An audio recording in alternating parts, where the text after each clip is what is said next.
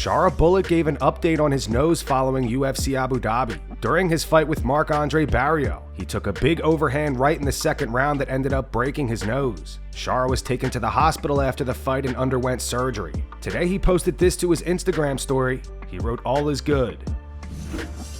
Carlos Ulberg versus Dominick Reyes is set to headline UFC Perth on September 27th. Both fighters are riding solid win streaks. Reyes has won 3 in a row, including a first-round knockout over Nikita Krylov in April. Ulberg is on an 8-fight tear, most recently picking up a unanimous decision win over Jan Blachowicz. Who do you guys think takes the W in this one? Post your predictions in the comments. Conor McGregor claims to be officially back in the UFC's testing pool. On his Instagram story, Conor posted this photo. He wrote, "Blood tester on my yacht." He followed up with this. He wrote, "Blood from the shoulder." And then he posted a photo of him holding a cup of his own urine. He wrote, "I piss excellence." Conor then posted this video. In the caption he wrote, "I gave my first blood test. That is what the plaster is on my shoulder. I am ecstatic. I am in shape."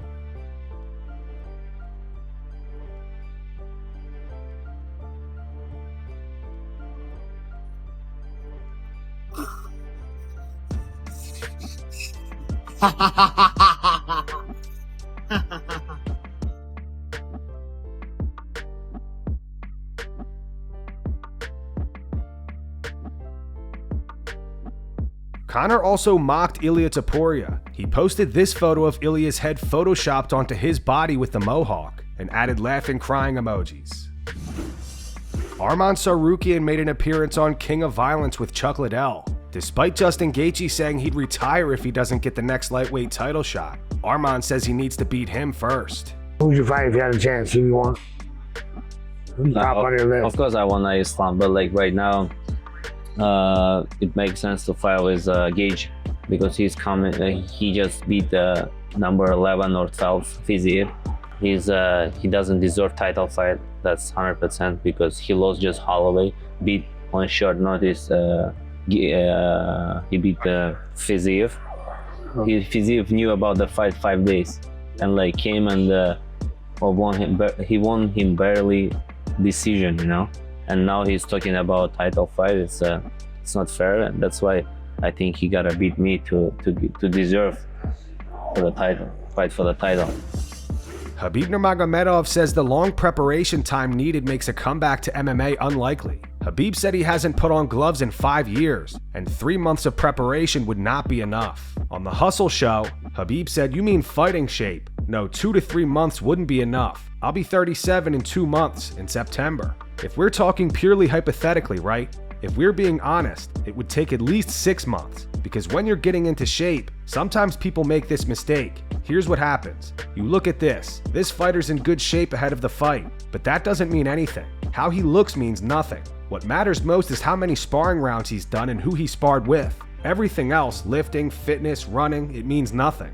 How much you lifted, how much you benched. Our sport isn't about running, bodybuilding, fitness, CrossFit, none of that. Our sport is you step in one-on-one, get in your stance, and you fight. Back to your question, after my last fight I sparred a couple of times. Maybe, honestly, we don't really do light sparring. You go in like, we'll go easy, and one hit, boom, that's it. It's on. And to be honest, I haven't put on gloves in 5 years, but I wrestle. I'm constantly wrestling. Wherever I am, I always look for someone, even when I'm traveling or whatever. I find someone to grapple with, someone I can roll with. So yeah, someone might think 3 months is enough, but it's not. You can't just say, give me 6 months, I'll be ready. No, to get into fight shape, to get back to your old form, you need a lot of time. But back when I was still fighting before I retired, I trained regularly too, and that was enough for me. It worked. If I was given a fight, boom. In 100 days, I'd shut everything off, completely. No traveling, no meetings, no business contracts. I didn't touch anything. I told them, don't bother me. I trained morning and night, morning and night, morning and night, resting only Sundays. If I missed even one of those 2-a-day sessions, like I said earlier, I'd get a panic attack because I knew I had to fight and it felt out of control, like I wasn't ready, like that cage door was about to shut on me. Stipe Miocic says he's now a content creator and has been taking photos for the Cleveland Browns during their training camp. Don't worry.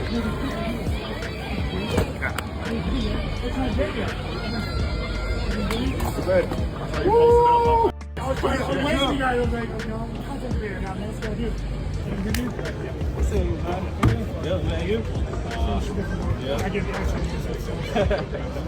protege today. My protege today.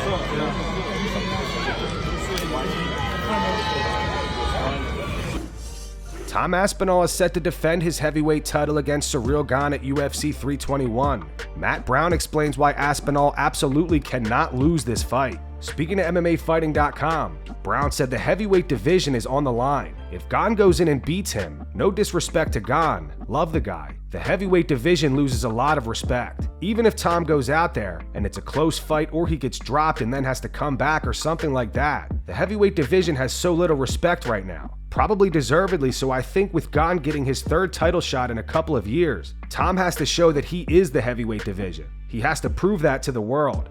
The heavyweight division's not just but I'm so good that the heavyweight division is This is the thing he has to go out there and prove to the world. If he goes out there and loses to Gane, the division is already not respected. That brings Tom down significantly, I think.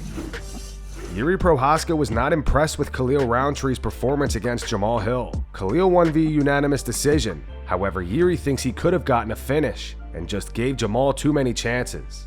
What did you think of his performance in the win? Very careful performance, patient, and my opinion, I don't like that. I don't like that performance because he gave Jamal too much of chances to be back in the fight, to give him again the chance and again the chance to win the fight or to do something, whatever, because he had many chances to finish him, decisively. So that was not good. That was really not good from him. And but with the patient, he was very patient, and what surprised me was Jamal Hill's performance. I thought like about after his like a lot of trash talking and his words, he would show like a much better fight than he showed. Even in the aftermath of the fight, like they were talking to each other after 25 minutes, and it was a little weird because he had 25 minutes to fight him, and then he's like in his face. But it was strange, to do that when you have a whole fight and nothing really happens in the fight, and then in the aftermath you're doing the talking thing. That's right. Yeah, man. That's why I said like it was strange from the Khalil that he left him like to recover and still survive the fight, and Jamal didn't show anything, and he was still like too how to say, too self-confident after the fight. So man, go if you want to fight on the top level, go there and show your best, totally, no regrets, totally show your best. And that was the fight. Following his recent first-round TKO loss to Michael Morales, Gilbert Burns reveals he cannot return to competition yet because he's currently in the UFC's concussion protocol. In an interview with MMA Junkie, Burns said, "I'm looking toward December. I had a little concussion. I'm still not able to come back. So I've still got to get a few more things in the protocol to be able to get back to training. I've still got to take it easy a bit. It was a hard one, but I'm looking toward December. I just saw Daniel Rodriguez just got a nice win against Kevin Holland. He's ranked now. I think that should be a fun one. Me and Daniel Rodriguez in December, maybe January. Let's see how the concussion protocol goes. That's what I'm looking forward to.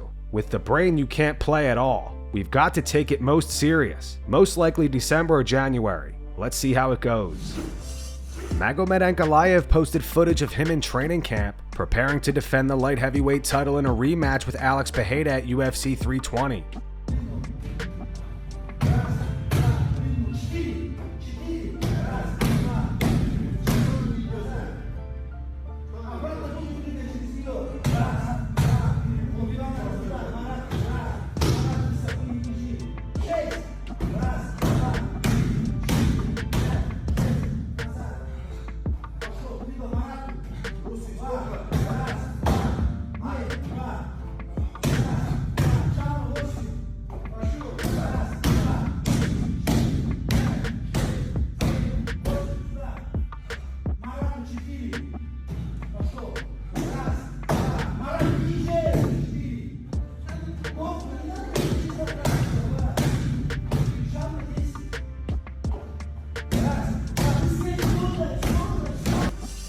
Dricus Du Plessis recently had some high praise for Ilia Topuria. He says that he's a future Hall of Famer. Dricus said, "Yeah, I'm so happy for him. We made our debuts on the same fight card. He was literally in my changing room. We were on the same trajectory, winning our titles 1 month apart. I'm super happy for him.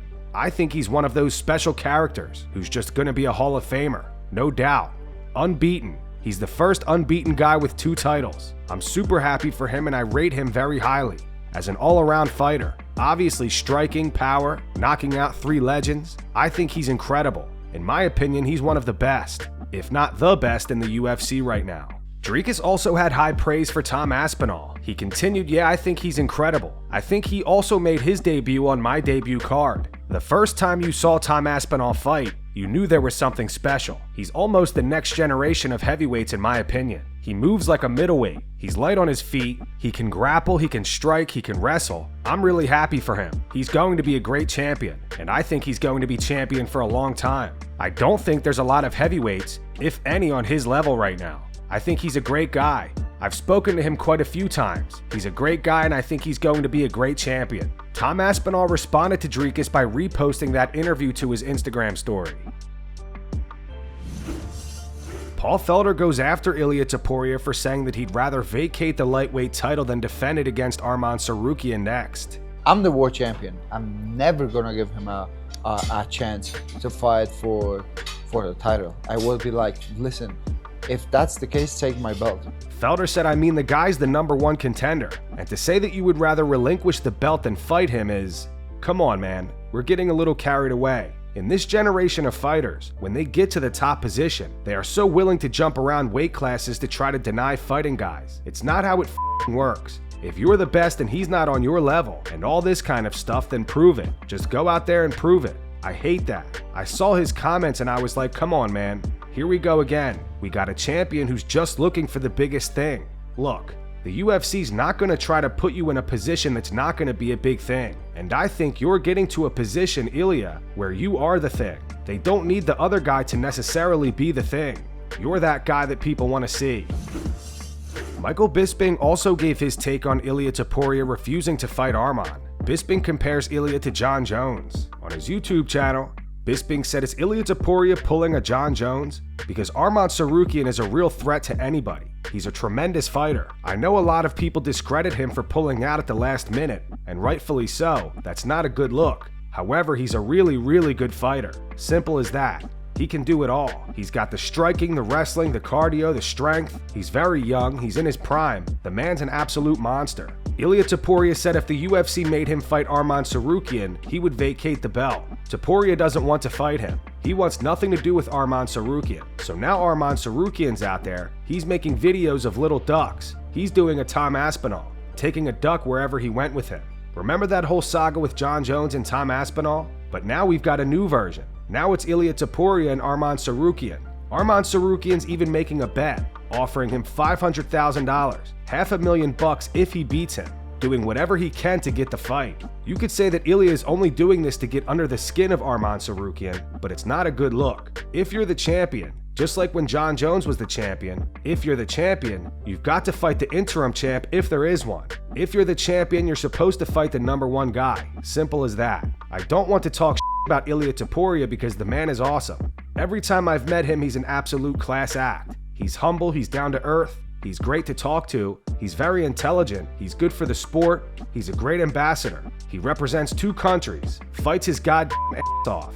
He's got excellent skills all over the place. So I ain't criticizing the guy apart from the fact that for whatever reason he doesn't want to fight Arman Tsarukyan. Right now he's got nothing but big options.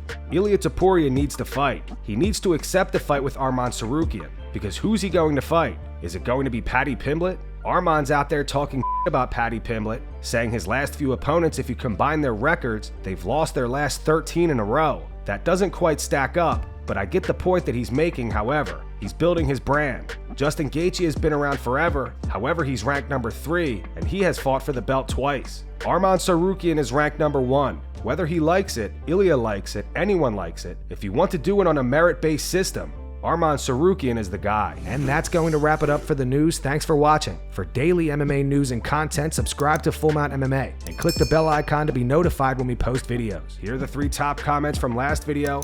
The first one's from John030197. It says, Robert Whittaker is an inspiration. He took the L and never complained. Class act for real.